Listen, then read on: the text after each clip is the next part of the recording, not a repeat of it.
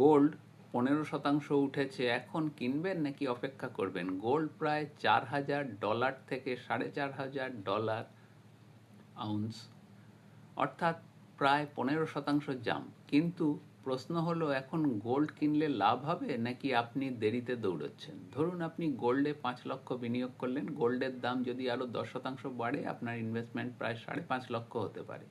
কিন্তু দাম যদি 10% কমে যায় তাহলে 4.5 লক্ষ। আর একটা গুরুত্বপূর্ণ বিষয়, গোল্ড কোনো ডিভিডেন্ড বা রেগুলার ইনকাম দেয় না। আপনার মূল্য রিটার্ন নির্ভর করে গোল্ডের ফিউচার প্রাইস অ্যাপ্রিসিয়েশনের ওপর। আর গোল্ডের দাম খুব বেশি হলে জুয়েলারি ডিমান্ডের ওপর চাপের মুখে পড়তে পারে, কারণ সাধারণ মানুষের জন্য গয়না কেনা আরও এক্সপেন্সিভ হয়ে যায়।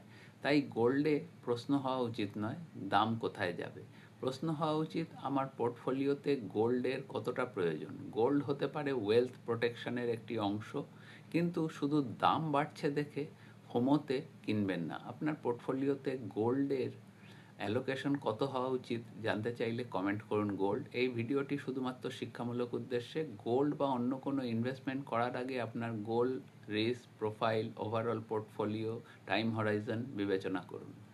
ধন্যবাদ, নমস্কার, সকলে ভালো থাকবেন। যোগাযোগের নাম্বার 9166354437।